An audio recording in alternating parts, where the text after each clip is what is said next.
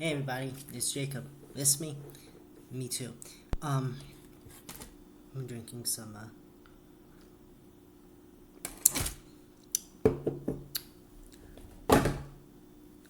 diet cranberry juice, um, with water in it because there wasn't enough to fill a whole glass. And one day I said, okay, I'm gonna just pour water in it, and now I just have watered down cranberry cranberry juice.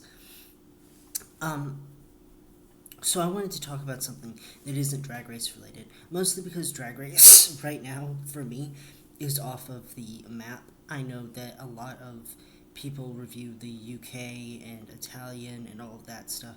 I don't have Wow Presents Plus, so I'm not able to do that. But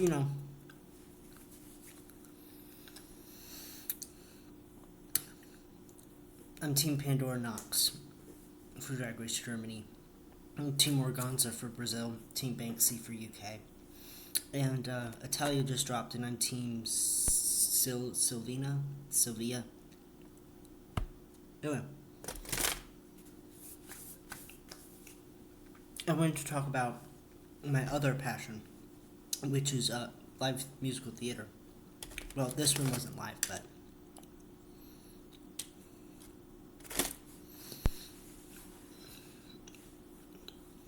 I wanted to talk about the cookie got me, girl. I wanted to talk about Starkid. Most notably, their newest release. It just released today on YouTube. Nerdy Prudes Must Die. Now,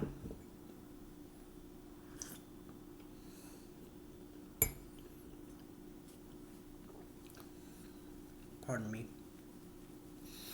If you've just come to my channel for Drag Race content, you may not be aware what Starkid is, or what Nerdy Prudes Must Die is, or why I am so thrilled to be talking about it. Also, major spoiler warning for Nerdy Prudes Must Die, because I will be talking spoilers. Please do not watch this video if you plan on watching the actual show, because frankly, I will be spoiling. So, now that you have been warned, why am I so thrilled that Starkid has put out Nerdy Prudes Must Die? What is Starkid? All of that. Starkid is a production company founded by Darren Criss and Nick and AJ Lang, I think. Pretty sure that was who founded it. Wait a minute.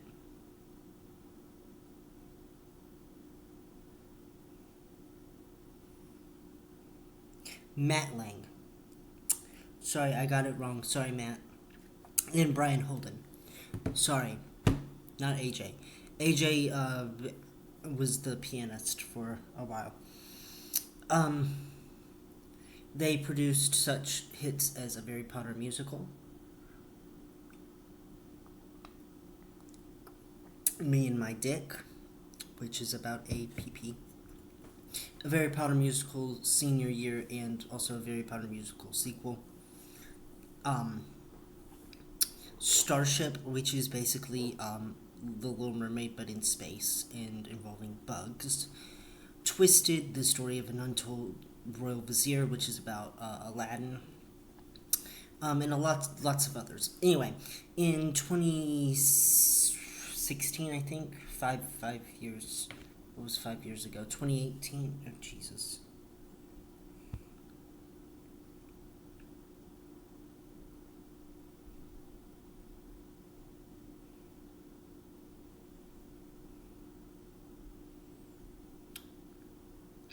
2018, sorry. Again, I'm bad with dates and names, apparently. 2018, they released The Guy Who Didn't Like Musicals, which was about a guy who, get this, didn't like musicals. The show opened to a lot of positive reviews, and spawned two sequels, Black Friday and Nerdy Prudes Must Die. Now, the thing is that this is a trilogy of shows called the Hatchetfield trilogy, which is just based off of the town that it's from. And they're all kind of horror shows. They have horror elements, horror themes. The first one is loosely based on the invasion of the Body Snatchers, and Black Friday is its own separate can of goose worms. And Nerdy Prudes Must Die also combines the two in certain ways. So, Nerdy Prudes Must Die was filmed last year, I think, or the year before last, and it was. I sat down and watched it. I was at the premiere. I mean, when it premiered on YouTube, and it was 4:40, 4:50, and I was sitting there. And as soon as the premiere was live, I hit it, and I watched it all the way through in one sitting. And I have to say, it was very good. If you like musical theater and if you know all about Starkid, then it is just an amazing time. So let's get into Nerdy Prudes Must Die and why it is a really good musical.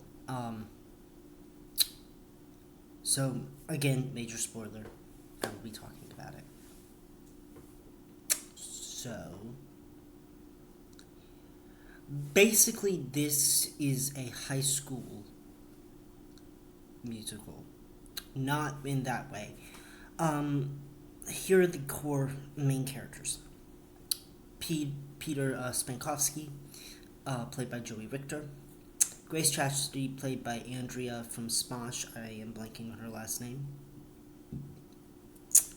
Steph Lauder, played by Mariah Rose Faith. And Max Yeagerman, played by Will Branner. I think that's how you say it. I'm sorry. Yep, Will Branner. Yeah. As well as, these are just the four main characters. But we also have Lauren Lopez as Ruth and John Matson as Richie. These six characters really are just acted to perfection. I think that Grace Chastity is my favorite. We have heard so much about her. She was referenced in The Guy Who Didn't Like Musicals and Black Friday, and now is here. She was also in Nightmare Time, which was a spinoff of the Hatchetfield series that they did during quarantine. So all of the quarantine Zoom calls and stuff like that were Nightmare Time, and they produced a lot of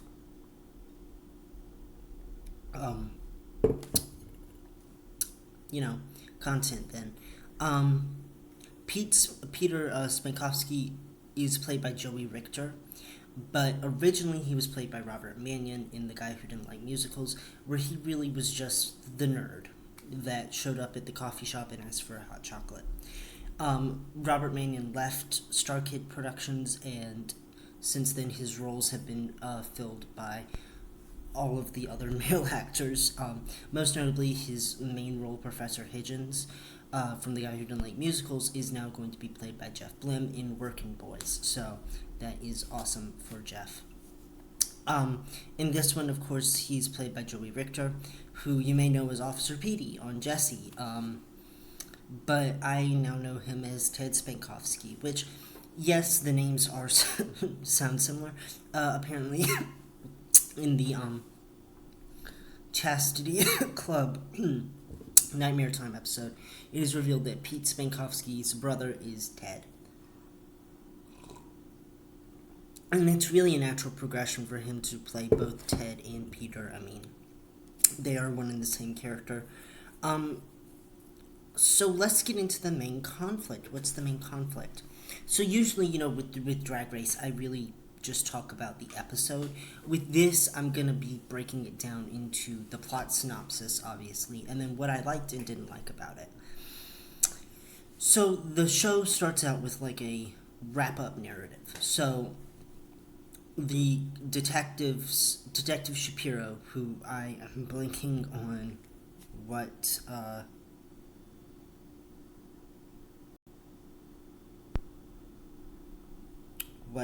he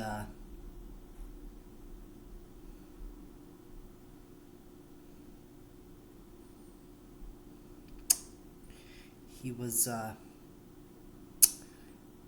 what the who the actress is that plays Shapiro. 1 minute, I am now looking her up. Bryce Charles. There we are. Bryce Charles is plays Detective Shapiro. Kurt Mega, who you may know from Glee, he was the one that sang Uptown Girl, not the Flash, not the Meerkat guy. I've been watching Glee as well. Plays her partner, cop. And fun fact, the cop theme from the guy who didn't make musicals is prevalent throughout this. Whenever they're on screen, Detective Shapiro basically is like, this is the second death this week. Yeah, because the show opens with the death of a guy named Richie, played by John Matson, and he is a nerd, and the nerd type that he is really is the Naruto Japan type nerd. He would totally Naruto run down hallways and sleeps with an anime body pillow. We'd seen him getting tormented at the beginning of the musical by an unknown voice. So then we cut back to where this all began. It is the middle of class, and they are about to take a test, and Stephanie Lauder, whose dad is the mayor, Solomon Lauder, knows that she's about to not pass it. So she talks with the guy sitting next to her, Peter Spankowski, who is a nerd and wears bow tie, and everybody thinks he's rich, but he's really not rich, that she tries to talk him into cheating. And at first he says no, but then he's like, yeah, sure, why not? And immediately they are caught by the nerdiest of nerdy prudes, Grace Chastity, played by Angela from Smosh, and she sends them to the principal's office. The teacher does. When they're out in the hallways, Peter realizes he's in danger because here comes Max Jaegerman. Max Jaegerman is just a giant, violent, destructive force. We really don't get a clear reason why until much later, why he is the way he is, and even then, it's vague at best, but he does not allow any tomfoolery in his halls. He beats up everybody, girl, guy, whatever, he does not care. And, the only person that he has sort of feelings for is Grace Chastity, and Grace Chastity does not want anything to do with him. Grace Chastity is very buttoned up. She is like this. She's on base negative 196, and all he's trying to do is get her to base 195, negative 195, by allowing him to carry her books, which she says no to, and tells him that she doesn't find him hot at all, foreshadowing. When Stephanie gets home that night, her dad confiscates her cell phone because she was caught cheating, and tells her that if she doesn't bring her grades up, she will never see the phone again. So what does she do? She calls Peter Spankowski in the middle of a study session with his two friends, Richie and Ruth, and convinces him to go to Squally's, a Italian restaurant, to help her study. Of course, Ruth and Richie think that this is an amazing idea. Peter's on the fence about it, but ends up going anyway, where he is bum rushed by Max and beaten up. So then he goes home. Everybody goes home, and the next day, Stephanie thinks that he blew her off, and of course, Peter thinks, oh my gosh, this was a setup. But they soon reconcile. And also, I forgot to mention, earlier in the night, after Grace got home, she proceeded to have a wet dream about Max Jaegerman. By wet, I mean she was in the bathtub, and he takes his shirt off. He it's like Ghost. It's like the pottery scene in Ghost. except for he's not a ghost. This is just a sexual fantasy that she's having. And he comes in and they sing a song called Dirty Girl. And it is so it's so awkward and I love it. It's just so oof. Anyway, yeah. Grace Chastity has her own little demons that she's hiding, and apparently, since she comes from the really, really strict religious household that she comes from, she thinks that is a sin, and that she can't really do that. So, at this point, Stephanie's fed up with Max. Everybody's fed up with Max. Grace is now fed up with Max because he's given her all these impure thoughts. So they decide, oh my gosh, you know what would be a great idea? Let's lure him to this old house and pull a prank on him. And this is really like the opening of Until Dawn, where they pull a prank on them. It's just a prank hand. But theirs is a lot more tame than Until Dawn's, when all they want him to do is pee his pants. So that way they can get it on tape. That way he can't rule over them anymore. But things go horribly wrong. He starts talking about how his father is gonna call him like a coward and all that. He doesn't use that word, but I'm not gonna say it. And so he doesn't really want to let his father down, and as a result, he lets himself down. Literally, he falls off of out of a window and dies. Not on impact either. They go and check on him, and he I guess he falls out a window. I don't quite know. The scene transition is kind of weird, but he gets impaled, and he doesn't die quickly either. He dies slow, and it's an accident, but he swears revenge on the nerdy prudes that lured him to the house, and then dies. So Grace goes, okay, we gotta clean up the body. So they clean up the body. They hide the body underneath the floorboards of this house because nobody's gonna go to the house. Nobody's gonna go foreshadowing. And they get back to school for the next 2 weeks. Everything's perfectly normal. All of them are happy because the horrible person's out of their life, and everything's great. The night of the big game comes. Richie is the mascot of the Nighthawks, and they apologize for being rude to him all those times because of Max. And Richie's starting to feel confident. And then guess who the fuck shows up? Max Jaegerman. He shows back up, and he is undead.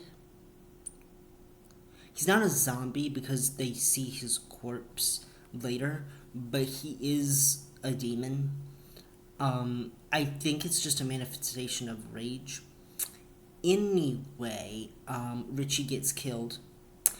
But I don't quite know how either. I think they say in the beginning that like something happened, but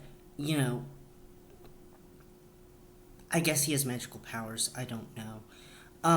So of course when Richie dies, the school goes in panic mode. They're like, oh crap, 2 kids have died. Or one of them's gone missing, but one of them is dead. But still, school's normal. And then Ruth is helping fix lights in the auditorium because she is working in the lighting department for the school show. And she just does like this monologue and song about how she wants to be a star. Ruth, up until this point, has kind of been a character that is played for laughs. Lauren Lopez does a great job with the monologue and stuff, but I don't really know what her character motivation is other than just being horny, because she's horny. That's the whole joke, is that she's horny, but nobody wants her because she's a nerdy prude. Anyway, Max kills her. By giving her a wedgie over her head. Honestly, I don't really know how that would kill somebody, but to each their own. So she's dead. And now that she's dead, everybody's cracking down on the kids because now they've found Max's body underneath the floorboards. Because plot twist, somebody bought the house. So they find Max's body underneath the floorboards. They're like, oh crap, what we gonna do? They also find a What Would Jesus Do bracelet underneath the floorboards belonging to one Grace Chastity. So now Grace Chastity is under arrest. Grace flips the fuck out, proceeds to grab a gun and bolt out of there as fast as she possibly can, and ends up running back into Peter and Stephanie, who she convinces to, come with her and all of that. A lot of chase scenes happen. Detective Shapiro finds out that Max is the one behind all of this, but then he makes her crash her car. Finally, the mayor gets involved, and the mayor knew all about this, but was just, allowing his daughter to take the rap. I don't know why. So he and the three kids go to the middle of the woods. He tells them to dig up something, and it's a book. And the book is called the Black Book, the sacred tome. And he's like, I'm not going to touch the book, but you got to go get to somewhere safe to do this ritual that's in the book. And about that time, Max shows up and kills the mayor and his assistant, who was not really a character. And now we have them going to the high school to enact this ritual. By the way, the high school was built by the Waylands, who were the founders of this cult that worship these things called the Black Lords, and they were all brutally murdered in the house that Max died in. So now they're like, that's why Max has come back. But they gotta go talk to the Dark Lords or the Black Lords to try to get them get rid of him. So they summon the Black Lords. All five of them show up. We got Wiggly, who is like the embodiment of wrath, I guess. He was in the previous show played by John Matson. And he was voiced by him there. In this one, he is fully in costume. We have Tinky, the Lament Configuration Goat Man. Try imagining that. He's orange, by the way, or yellow, if that helps you out. We have Nibbla Neffin, who is the embodiment of, I think, gluttony, I guess. She likes to eat souls, and she's pink. And she's fabulous and an icon. And she holds a giant lollipop. We have Pokey, who, I don't really know what he does, but his, doll sings, I guess. Oh my gosh, I just got it. So, in The Guy Who Didn't Like Musicals, there was, blue goo that showed up, and Pokey's whole thing is that he oozes goo and sings. So, I guess that's his deal. I just thought he provoked, war and stuff like that, or poked people into doing what he wanted. I was wrong. I had to read up on this thing on my phone. And lastly, we have Blinky, and she just has a giant eyeball and can see everything, I guess. And she blue, or indigo. I think she's indigo, and Pokey's blue. Yeah. Anyway, we got a colorful cast of characters. Wiggly's green. And they're like, yeah, we'll help you out with Max. No big deal, but you gotta give us something that you cherish. And Peter and Stephanie both cherish each other. So one of them is gonna have to die. And for the other one to be safe. So we get a look at the flowers moment, or look at the rabbits moment from Of Mice and Men, or The Walking Dead with the flowers. Look at the pretty flowers moment. And right as Stephanie's about to pull the trigger to kill Peter, um, Max shows up, grabs the bullet out of thin air, and tries to kill them himself. Luckily, at that point, Grace shows up again. I don't really quite know why they didn't ask what was the most cherished to Grace was. Because if they did, this whole entire conflict could have been solved in like 0.5 seconds. But she gives into her inner needs, womanly needs, and they proceed to have violent sex off stage. I mean, there's no other way to put it that's ad friendly. I'm probably gonna get demonetized by saying it, but yeah, they have sex off stage, and that was what was most pure to Grace chastity. Was, hey, it's her chastity. So Max's death is swift and just with these guys, because Grace did what was asked of her, and so weeks go by, and now it is time for homecoming. Everybody does homecoming. Everybody is great. Grace even has a new boyfriend. His name's Jason, and he kisses her on the cheek, and she starts talking to him about, being a dirty boy and all that sort of stuff, and you suddenly slowly start to realize that she's been possessed by the book, to do the book's bidding. So she ends up seeking revenge on all the dirty boys in Hatchetfield and Clivesdale, and that's how the show ends. It is an amazing show. The cinematography is great.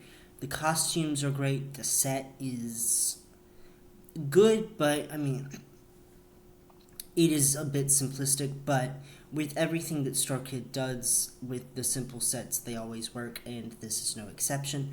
I liked that it was just, like, some bleachers and some chairs, and that was it. And, of course, the writing on the walls and stuff like that, I really also liked. There was a lot of new content, I'm guessing, that was not part of the original show, featuring other actors from Starkid, like Dylan Saunders,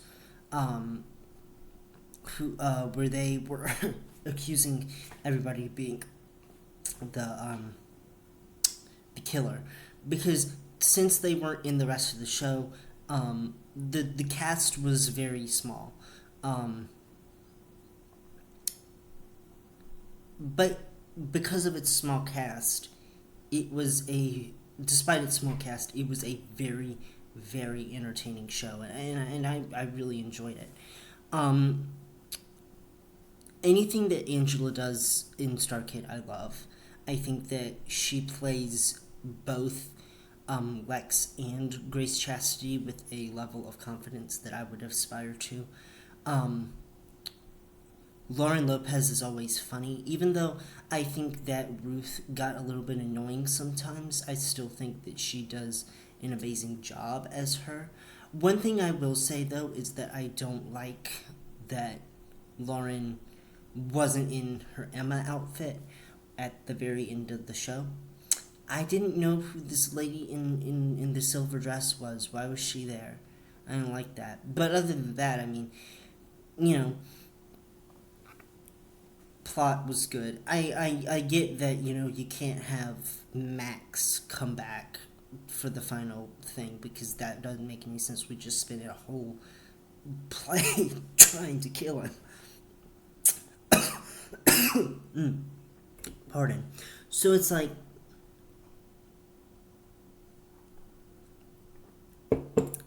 at this point, what you're gonna do? Mariah's vocals are some of the best Starkid has ever had. She really knows how to do a very good job. There's no doubt in my mind that they saw the guy who didn't like musicals and immediately cast her as Regina George in Mean Girls. I mean, it's just amazing. Joey Richter did really well. He can play characters a lot better than most. I was really worried when he was the main character of this that he was just going to be sort of like, you know, a character. But he brings a lot of heart to a role that otherwise could have been played for laughs. Corey Doris does an amazing job at whatever he's doing. I just wish that they utilized him a little bit more. Really, the four main characters are on stage for almost all of it. I think that Lauren Lopez during her barbecue monologue thing, that was just an amazing moment. Um, I wouldn't be surprised if somebody didn't try to do that monologue for a monologue in the future. Um, I think that Richie was underutilized. All of his jokes were really funny, and I really liked his character. It was a little bit harder to believe that Richie would be the Nighthawk. I was for sure. I for sure would have thought that maybe Ruth would have been the Nighthawk just because, but Richie was the Nighthawk. Um, Costume wise, it was all pretty good. I liked the Lords of Black, um, though I do have to say that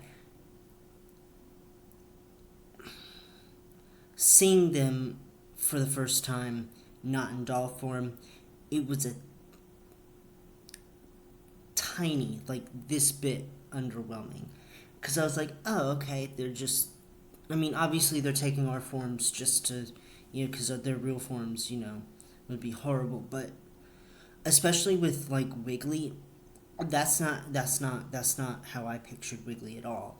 Um, but because Wiggly had the doll strapped to his back, I was for certain that every single one would have the doll strapped to their back, and they didn't. And I wish that they did because that would have been great. Especially because a lot of these guys you don't really see in doll form a whole lot. Like I would love to see Tinker's costume. I call him Tinker. I know his name's like not Tinker, it's Tinky, but Tinker's doll. I would love to have seen that. Um, I think that Kurt does an amazing job as Tinker. By the way, when he was first introduced in the Bastard Time box, and he was played by Jeff Blim, I had this immediate mental image of like a goat man with his jaw agape, and it was horrifying. And Kurt really brought the energy there. I loved it. Um, Blinky, I don't really know a whole lot about Blinky. I mean, I watched Watcher World, but I didn't really get the sense that we knew what Blinky was at the time. So, I mean, Lauren Lopez did a great job as Blinky, but again, I think that her costume wasn't a way that I would have seen Blinky and fully understand that I knew what that was. Same with Corey as Pokey. Pokey is the one that I'm confused about the most. So I mean, like, if anything, a lot needed to probably be understood about Pokey before going in. And I really didn't get that with his costume design. I saw like the mask, but that's about it. And as for Nibley, Nibley was in Honey Queen, which I watched and loved because it was a Linda Monroe story.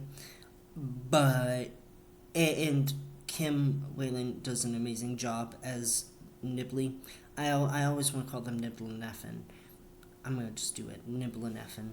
Um, I like how they overdrew her mouth because the doll has a giant mouth. Um, and I like that she was holding a giant lollipop. It was giving very Harley Quinn. Um, Honestly, the Lords in Black, even though they were a tad bit underwhelming, were some of the highlights of the show. Their song, The Summoning, was amazing. And it gave us, the Sophie's Choice moral dilemma of the entire show. I like how it was resolved too. I was for certain that either Peter was gonna have to die, or it was gonna be Grace coming in, and I was not wrong with Grace, and I was so happy that Peter didn't die. Um, I got emotionally invested and I cried a little bit. Not like boo hoo cry, but got a little bit emotional because whenever they sing a sad song or like somebody's dying and they sing a sad song, it's like, okay, well, that's sad. Um, I'm just excited for the future for Starkid. I think they have a great thing with Hatchetfield. I would love to see more about Hatchetfield. Um, and go watch the show. It's on YouTube now. And go stream the soundtrack. It's on Spotify, Amazon Music, any streaming platform. I would, even if you don't like musical theater, I would watch the show. But I would watch the show, the first two shows before you watch this one, because a lot of things will make sense after you watch the first two. But anyway, I know this wasn't my original content, but I hope you guys enjoyed. Hopefully, when UK versus the World comes out, I will talk about it. But again, I'm not really on here for the international seasons. I don't have WoW Presents Plus, and I'm broke, so I can't afford it. Um, but I told you who I was rooting for in the beginning. Um, yeah, this was an amazing experience. Thank you guys for watching. Bye.